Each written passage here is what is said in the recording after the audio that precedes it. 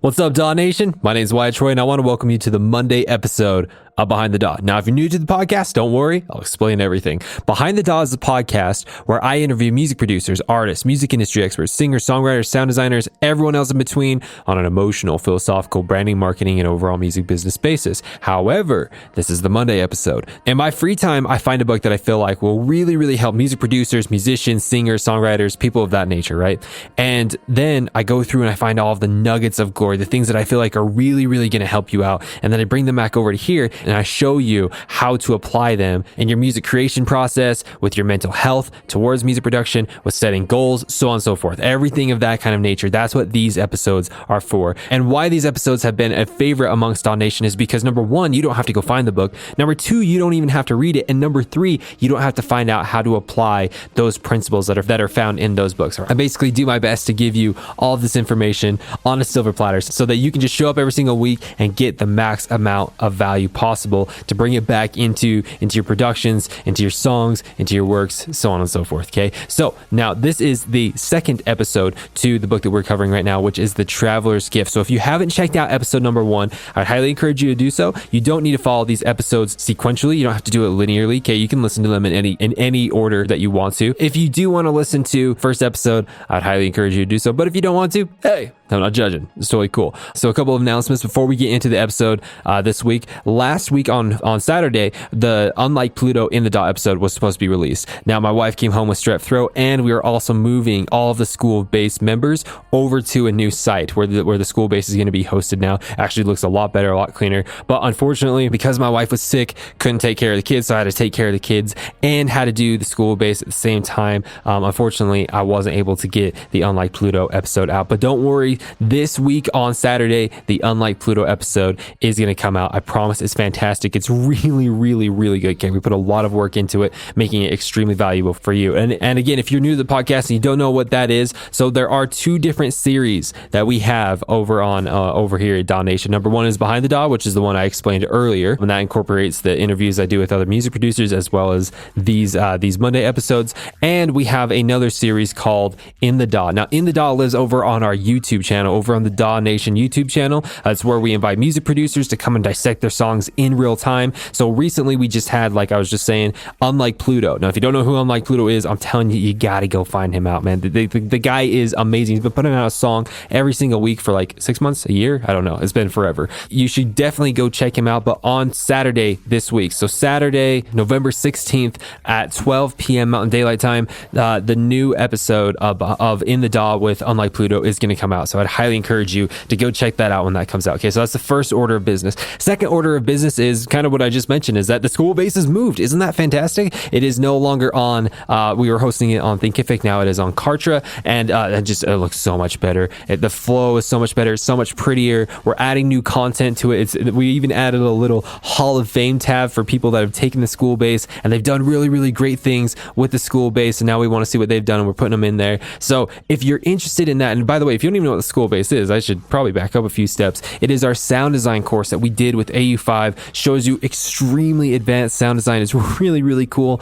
I'd highly encourage you to go check that out. First off, you can just check out the free course if you want to. There's a free version of it, and if you really like it, then you can hop on the full version, okay? And so that can be found, so the free version can be found over at courses.inthedaw.net, and now the full version can now be found over at dawnation.net. Again, free course, courses.inthedaw.net, full course, dawnation.net. I know it's a bit confusing right now. We're going to get them on the same site here pretty soon, but for right now, that's how it is. So with that being said, there is one more item of business that we need to cover. So last week, someone listened to the last episode of the Monday episode. So that was the first episode with The Traveler's Gift by Andy Andrews. He was very offended that I talked about a biblical character who was King Solomon, even though King Solomon is a non-fictional historical person. He was very offended that I talked about things from the Bible. He was very offended that I used the word God and talked about the concept of God in the last episode. And so to that, I just need to comment on that really quickly. So The Traveler's Gift is written by a Christian, by Andy Andrews, and I myself am Christian, but I understand that there are plenty of people that are listening to this podcast that are not. We want to be extremely respectful to you if you are not of that belief, and we don't want to shove any beliefs down your throat at all. So with that being said, I don't think that I should remove the word God from quotes or concepts that are talked about in the book, I think would probably be much better is for you. If you personally don't believe in God, or you believe in a different God than the Christian God, what would probably be the best is whenever I'm bringing up quotes, because there will be quotes in this episode concerning that, because again, Andy Andrews is a Christian, and there's plenty of that being shown throughout the book. If that offends you, if you don't believe in that, then by all means, anytime I say the name God or the concept of God, you can replace it with whatever belief that you have. Maybe it's just, maybe you like to say the universe, maybe you like to say chance, maybe you like to say luck, maybe you like to say the law of attraction, whatever is in your particular belief system. I just want to make sure that we are respecting those that are listening to the podcast and not trying to shove beliefs down anyone's throat. So with that being said, Daw Nation, let's hop in to the episode, okay? Because we got a lot of things to go over this week, and it's going to be a good one. I'm telling you, it's going to be a good one. You're going to walk away. I promise you're going to walk away with this episode super fired up, super passionate, super willing just to throw your fist on the table, being like, let's freaking do this, all right? So with that being said, let's hop into this week's episode, all right? So to set the stage from last week, again, for those who haven't listened to the first episode, Andy Andrews is currently traveling through time. He is allowed to travel through time to receive immense amount of wisdom from very pivotal characters throughout time. So the first two people that he was able to talk to was President Harry Truman and with King Solomon. And now the third person that he's coming to, his name is Joshua Chamberlain. Now that may be a name that not very many people know, even people who live inside the United States, which is actually baffling. The reason why is because Joshua Chamberlain was one of the most key figures in forming the nation as we know it today. Now I understand there's a lot of things in the United States today, but more so just like setting up a free country, setting up a very prosperous country, so on and so forth. And so Joshua Chamberlain was the person that won the battle at a Little Big Rock. So we'll be covering that a little bit more in a little bit. But basically setting the stage, David Ponder, the main character, shows up and he's like, I don't really know you. Are you famous? What's going on here? I don't really know. Where are we? What's going on? So what is happening is that they are in the middle of the Battle of Little Big Rock. It was one of the last battles of the Civil War. In fact, it was a very pivotal battle of the Civil War. And so David, he's seeing people die right in front of him. It's war, it's carnage, it's absolutely horrible. And so David asks him, he's like, what am I supposed to learn from you? Are you famous? Is there something that I'm supposed to be learning from you? I don't really know why I'm here. I'm very scared. I'm literally in the middle of a war. What is going on here? To which, and what I like to do in these episodes now is I like to read direct quotes from them. So if it sounds like I'm reading a direct quote, guess what? It's because I'm reading a direct quote. Isn't that magical? So I'm going to be reading a direct quote from the book now. So which, after David asks Joshua Chamberlain this question, he answers back and says, quote, I am a professor of rhetoric. I am fairly certain I have nothing you would care to learn. I am a teacher with a cause in my heart and men to lead. These poor men, their leader has no real knowledge of warfare or tactics. I am only a stubborn man. That is my greatest advantage in this fight. I have deep within me the inability to do nothing. I may die today, but I will not die with a bullet in my back. I will not die in retreat. So more or less just summarizing what he said, he's like, I don't really know what I can teach you. I don't know much. The only thing that I have is that I'm really stubborn with giving up. There's no way that I can ever give up. I may die in the pursuit of my dreams, but I will not die with a bullet in my back. And as I've been contemplating how to tie this concept, because this concept can be taken a million different ways, as I've been kind of wondering how we could take this concept and apply it to you as a music producer, to you as a musician, to you as a creative, as a singer, as a songwriter. And there are a myriad of different battles that we as creatives have to wade through almost on a daily basis, like being relentless and growing our skills, not backing down when a label tells you that you have to do a certain thing, but you feel in your heart that you should do something completely different. Another thing could be being terrified and writing a certain song, but still taking that courageous step forward to do so. Another thing could be dealing with soul-crushing writer's block, dealing with disapproval from family members, self-doubt, lack of direction, lack of community, fatigue, rumors, financial stress. But Daw Nation, I want to ask you a question. When would all of this be too much? When would you give up? At which point do you say, the odds are against me, there's no reason to go on? Because to be frank, it's really easy to create music when you're feeling good. It's really easy to make goals when you're motivated. But are you the type of person that will keep moving forward even in the face of adversity? Even when you're feeling down, even when you're feeling stressed, even when you're feeling sick, even when you're tired or you're hungry or any variation of any of those negative feelings. Do you keep going or do you quit? I remember when my daughter was first born, and when she was first born, she was not happy about being here. She cried and cried and cried and cried. I literally remember having to plan out every single day down to the minute just to get the things done that I needed to. All right. Which is crazy because I'm kind of back there right now with the kids, but that's a story for another time. But I remember holding her, like she was just crying and crying and crying for nights. I remember going days without sleep. But I remember the saying that kept coming to my head. I don't even know where this saying came from. I don't know if someone told it to me or it just came to me or what. But the saying went something like this. It's easy to be a dad when everything's going smoothly, but you are only defined as a good parent when things get hard. So I want to ask you, Daw Nation, it's easy to be a music producer when things are being easy. It's easy to be a singer and a songwriter and a musician when things are going well. But that is not what defines you as a good music producer. That does not define you as a great singer, songwriter, musician, or any variation of those terms. It is only when you're faced with adversity, with trials, with stress, with anxiety, with depression, with financial strain, with marital strain, with any variation of those strains, will you be defined as a good music producer, as a good musician, as a good singer, as a good songwriter. So my question to you is, will you keep going? Are you going to? Those times will surely come. There's no doubt in my mind or anyone else's mind that has, walked down this path even a little bit, that those days will come. The question is, are you going to keep going? Moving a bit further into the story, there comes a time where Joshua Chamberlain's regiment is being beat hard. There's just people dying by the thousands, and they don't have a lot of ammunition. It seems like they're going to lose. There's too many numbers on the opposing side, and everyone is encouraging him to run away. Everyone is encouraging him to quit and just save themselves. Joshua Chamberlain knows that if they do that, then the war is over.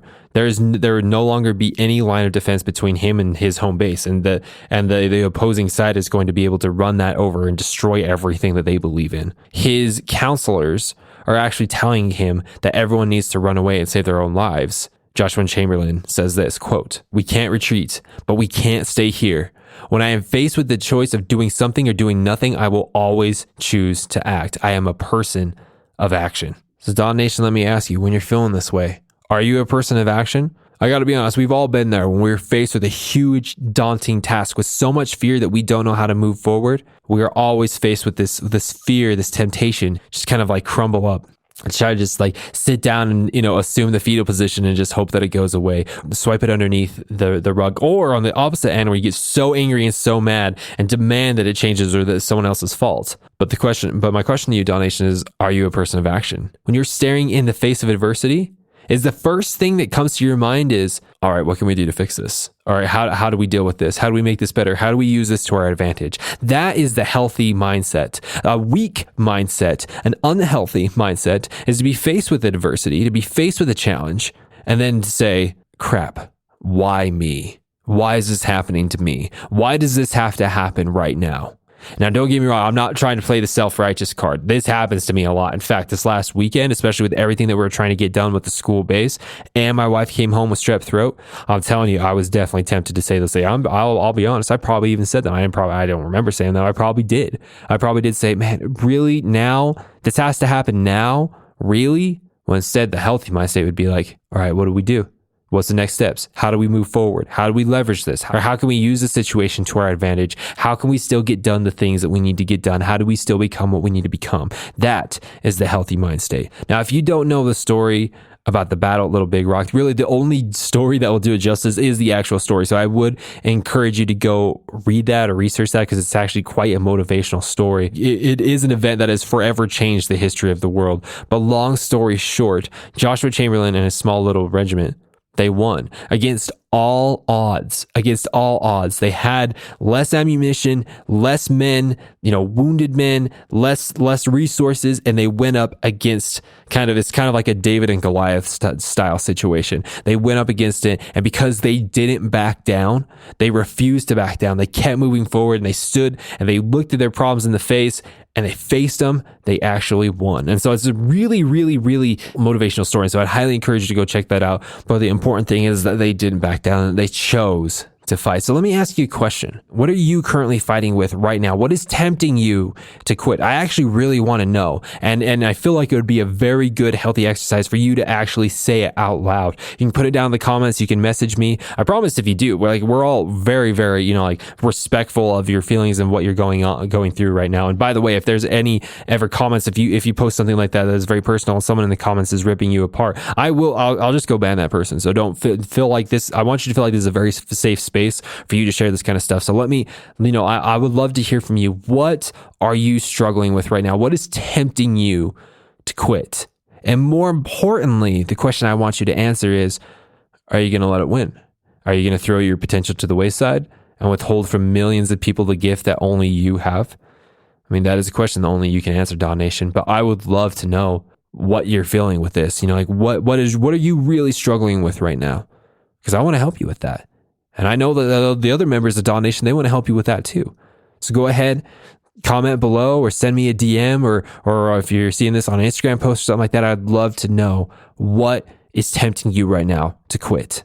So now to kind of finish off this little section that David Ponder, the main character, has with Joshua Chamberlain. Joshua Chamberlain gives him again the kind of like note that he needs to read that has like the decision of success on there. And so I'm going to read that, and then we're going to move into the next section when he goes to his next destination. So the words of wisdom that David received from Joshua Chamberlain are as follows, quote, "Beginning today, I will create a new future by creating a new me. No longer will I dwell in a pit of despair, moaning over squandered time and lost opportunity. I can do nothing about the past. My future is immediate. I will grasp it in both hands and carry it with running feet. When I am faced with a choice of doing nothing or doing something, I will always choose to act. I seize this moment. I choose now. I am a person of action. I am energetic. I move quickly. Knowing that laziness is a sin, I will create a habit of lively behavior. I will walk with a spring in my step and a smile on my face. The lifeblood rushing through my veins is urging me upward and forward into activity and accomplishment.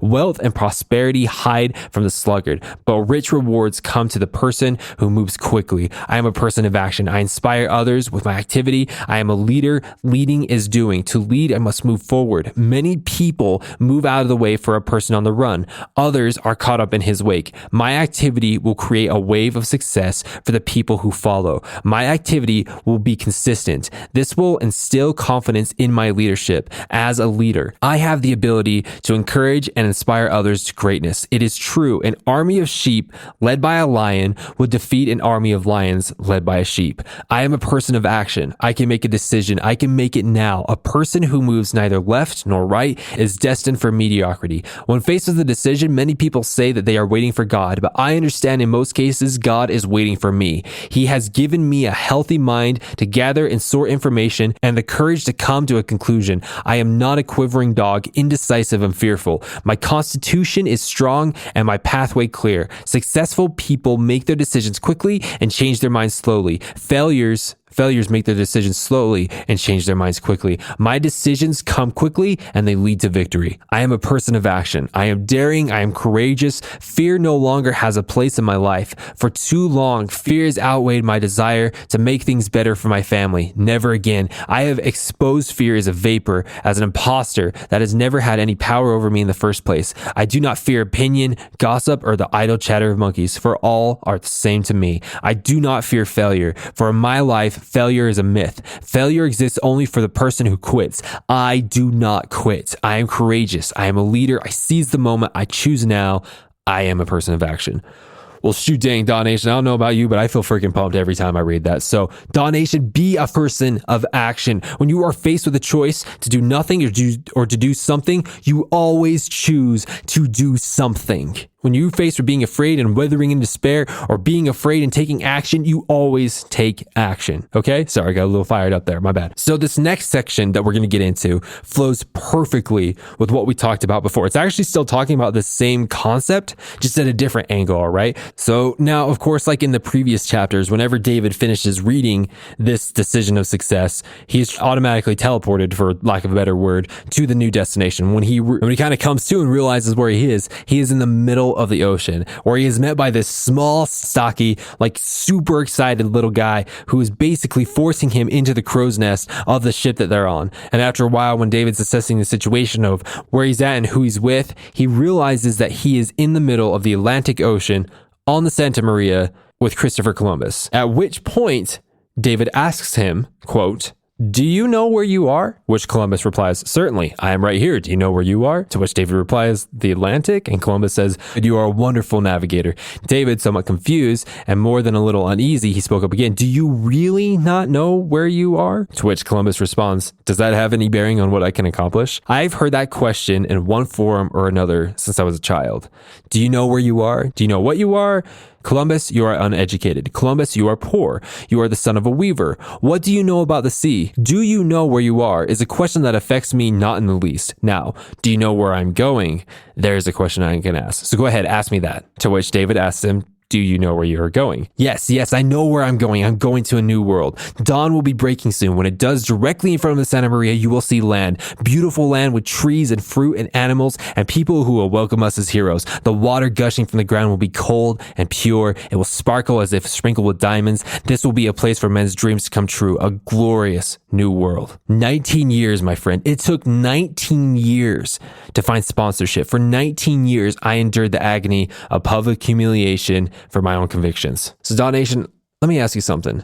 What if you had to press forward for 19 years without seeing any results? Would you do it? Would it be too much? Would you keep honing your skills for 19 Christmases? Would you keep pushing out song after song for 216 moon cycles? Would you be willing to take rejection after rejection after rejection for 6,939 days? Do you have it in you to keep going and not back down in the face of adversity for 166,550 hours? Now, let me just be clear. I do believe that you would, Daw Nation, especially if you've been listening to the podcast this long and in this far into the episode. I really do feel like you are a go-getter. Even though it may be daunting, I think that you would do the right thing, the moral thing, and not give up on what you know to be right, which is to keep going with your music. So Daw Nation, the next time that someone in your family or a friend or a skeptical coworker or anyone else for that matter gives you a hard time for what you want to do, I want you to remember this, all right? So this is David talking to Columbus, and he says, quote, "Are you the only person who believes this?" To which Columbus responds, "At the moment, yes, but that bothers me not in the least. Truth is truth. If 1,000 people believe something foolish, it is still foolish. Truth is never dependent upon consensus of opinion. I have found that it is better to be alone and acting upon the truth of my heart than to follow a gaggle of silly geese doomed to mediocrity. If you worry about what other people think of you, then you will have more confidence in their opinion than you have in your own. Poor is the man whose future depends on the opinions and permissions of others. Remember this, if you are afraid of criticism, you will die doing nothing." The other day, my wife and I were having a conversation about her, either continuing going to school or her not going to school. And I was definitely for her not going to school and her just starting her business now. And one of her concerns was that how she has kind of this fear that's bred into her, that she fears about what other people will say. She fears about other people's opinion when it comes to this. And honestly, that is one of the worst things that you could ever do to your life, is to make very important decisions based off some other people's opinions. You don't even know if they have those opinions in the first place. You're just kind of assuming that they have those opinions. Most of the time when we think about someone, how someone thinks about us, it's actually a fabrication. They actually don't feel that way at all. We just assume that they do. And even if they did feel this way, right? So in the case of my wife not going to school, even if a certain person that she looked up to, saw her as a quitter for not finishing out school, that is a very poor compass to guide your life. Now, she didn't, and she ended up making, I feel like, a very, very good decision. She didn't end up making a fear-based decision, but, just to roll with what we got going on, if you make a fear-based decision, you are literally making your opinion off of what other people think. The problem with this is that people are consistently wrong, horribly wrong. They're mortals, right? We're all mortals. We're wrong constantly. And so to think that we should take and kind of base all of our life's greatest decisions on what other people are thinking, This is horrible. The only thing that we should be basing our lives off of is the feeling of determination that we have in our chest that is based off logic and fact and desire and passion. Now, notice how I interlocked logic and fact with desire and passion. Now, sometimes we feel desire and passion about something, but it's not very logical or factual. You need to have both of them in order to really help paint a view. It's like looking between two eyes. Like one eye is logic and fact, and one eye is passion and desire. You are able to see a much better view. When you just look at it through one or the other, it's kind of hard to see what's going on. It's kind of hard to really paint the picture. But when you have both, that's how you're able to do it. But to kind of, go with what we were talking about here, don't base your life's work, your extremely passionate feelings, off what some imperfect, mortal, subjective view of the world is. That is one of the worst things that you could ever do with deciding what to do with your life. So, Daw Nation, I want you to commit to me, to your family, to your friends, to your coworkers, to all of Daw Nation, and basically every single person on this earth, that you will not stop, that you will not quit, that you will not falter on this path, on this dream, on this mission until you make it. But of course, like we mentioned before, there's always the temptation to. But Daw Nation, let me ask you another question. Do you want to know why most people fell in music? Do you want to know why one day you see the fire and passion in their eyes, and then the next day fear and doubt? Maybe this has already happened to you and not someone else. Maybe it's happened to you and to someone else. It's all because either you or the person in said scenario doesn't have a decided heart. Now, what is a decided heart? I mean, it's kind of self-explanatory, right? A decided heart is a heart that has decided something, right? But let's go into it a little bit deeper. Okay, so I'm going to quote another section from the book. Okay, so quote, "Most people fail at whatever they attempt because of an undecided heart. Should I not? Go forward? Go back? Success requires the emotional balance of a committed heart.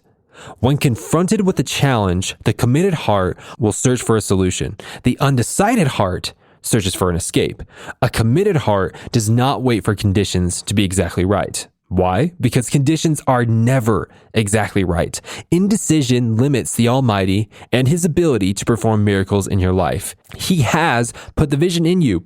Proceed. To wait, to wonder, to doubt, to be indecisive is to disobey God." Now, again, for our listeners who don't believe in God, that aren't Christians, that are of any religious affiliation, that's fine. Just switch out those terms, those concepts to whatever your particular belief system is. So, Daw Nation, I want you, like right now, in this episode, I want you to choose to have a decided heart. I want you to choose right now that when the going gets rough, because it 100% actually literally will. But when it does, I want you to choose to stay. I want you to choose to not quit. It is a lot easier to choose to not quit now when everything is okay than when you are tempted to quit. And even if right now you are tempted to quit, you're tempted just to leave everything behind, still choose to stay. Don't quit. Don't quit. Stay. Okay, the world needs you to do music. The world needs you to do music. You have knowledge and wisdom and insight and perspective and creativity that no one else in the world has. All right, if you really want to know what would happen if you didn't fulfill your music potential and what you could do for the world through that, go listen to the AU5 episode of Behind the Daw that we released a couple episodes ago, okay? Because if you don't fulfill that, everyone else is going to suffer because of it. You have a unique gift that no one else in the world has. No one has your combined experience, personality, creativity, vision. No one has those. People have variation of those, but no one has the specific set that you have. And we as a world need that. So to end off this episode, I'm going to finish it with the final quote that is the fourth decision of success that Columbus gives to David Ponder. It's really, really good. So strap in and here we go. Quote, "A wise man once said, 'A journey of 1,000 miles begins with a single step. Knowing this to be true, I am taking my first step today. For too long, my feet have been tentative, shuffling left and right, moving backward, then forward as my heart gauges the direction of the wind. Criticism, condemnation, and complaints are creatures of the wind.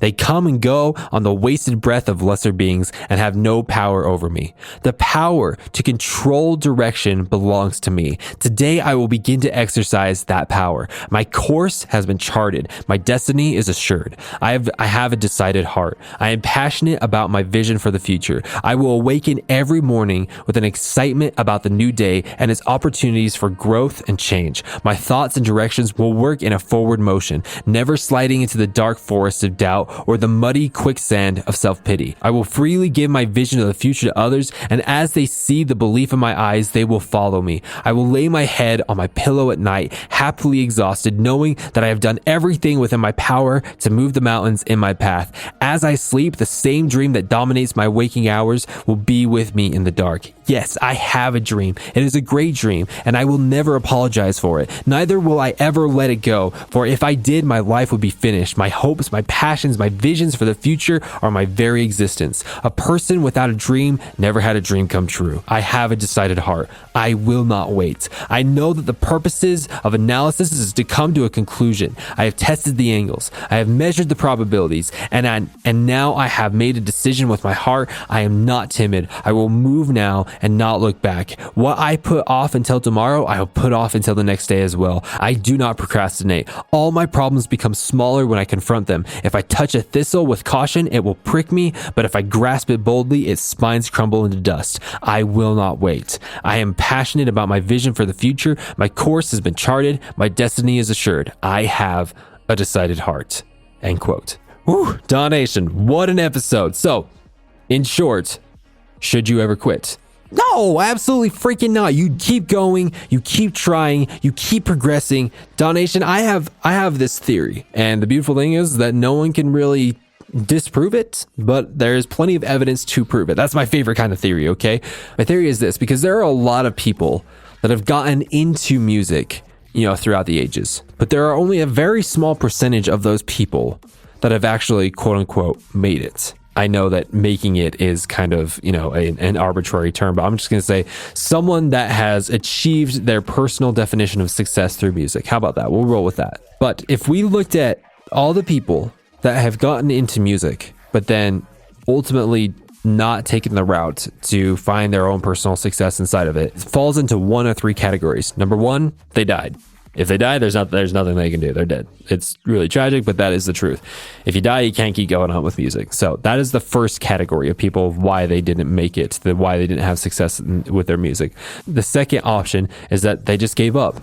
They really did want to make it inside of music, but for whatever reason, maybe it was fear, maybe it was anxiety, maybe it was, for a slew of other reasons, but they just gave up and they moved on. And then the third reason is that they just genuinely felt like music wasn't for them and they didn't really enjoy it as much as, like, say their friends did or whatever. And it was a nice hobby, but they just didn't want to pursue it. At which point, I really don't define that as giving up, because if someone gets into music and they like it and it's great, but it's not something they really want to pursue, that's completely fine. These podcasts are definitely not towards people of that caliber.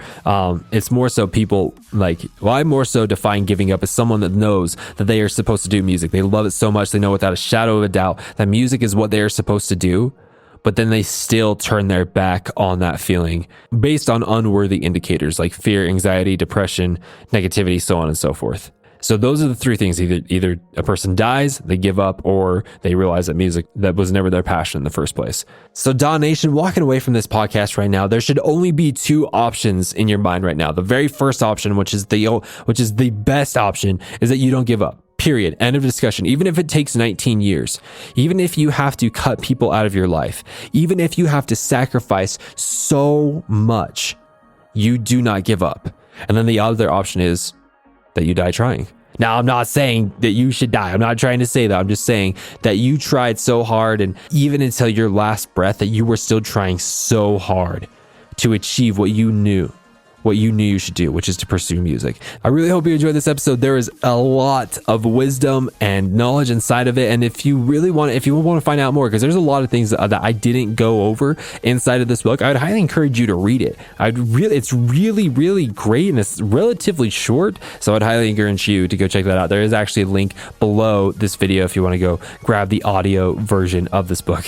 which I'd highly encourage you to do so. Because again, I've read this book actually literally 7 times. So yes, I would highly encourage you to do that. So Daw Nation, let's wrap this episode up by naming this week's winner for the Daw Nation Weekly Citizen Award. And the winner is Jonah Custer. Jonah, who is just like an absolute legend inside of Daw Nation. Now he didn't say anything specific this last week, but what he has been doing, he has been showing up to every single Daw Nation premiere on YouTube for like the last forever. He always shows up. He always participates, asks questions, talks with me and with other people in the group. And I'm just saying, like, Jonah, you are freaking awesome. We've had, some great conversations in those premieres and in those live streams and whatnot. And so I just want you to know, dude, that you won the Daw Nation Weekly Citizen Award. Now, if you're new to the channel, again, you don't know what the heck that is. Every single week I keep my eyes peeled, my ears to the ground for people that are inside of Daw Nation that are going above and beyond the Call of Duty and just doing amazing things, which Jonah has absolutely done. I love Jonah. He's so awesome. And I can't wait to give you your reward, which again, you have the choice between doing a private lesson with me or coming and help me co-host on an episode of In the Daw Behind the Daw, interviewing a big music producer or music industry expert. So whichever one you want, man, I'm sure we'll be in contact in the Instagram DMs. And Daw Nation, if one of you want to be the winner for next week, just do something amazing. Leave a great comment on this video or on this podcast. Send me a great DM. Leave a review on iTunes. Just do something to really catch my attention. And I can guarantee eventually you're going to win. All right. And by the way, we're coming to the end of the year. And if you win the Daw Nation Weekly Citizen Award multiple times, you get what's called the Daw Nation Medal of Honor. And what that is that if you win the Daw Nation Medal of Honor, you get all of the products that we released that year for free. So you get the School of Bass, you get this new Ableton course that we're coming out with, the Serum Masterclass, and the Zan Griffin album breakdown course that we're coming out with. So you get all those for free, okay? Which for all those things is well over $1,000. So if you really want to blow me away, if you want to be eligible for doing that, then go ahead and keep trying to get that Citizen Award. All right, Daw Nation. So guys, we'll be seeing you back here on Friday for the In the Daw episode of Unlike Pluto. We're going to be premiering it on the Daw Nation YouTube channel at 12 p.m. Mountain Daylight Time. I would highly encourage you to block off that little portion and come there and kick it and chat with us and learn how Unlike Pluto made his hit song, Everything Black. It's going to be absolutely fantastic. But Daw Nation, you're fantastic. All right. I love you guys. I hope you're having a fantastic day, and we'll see you on the next episode of Behind the Daw.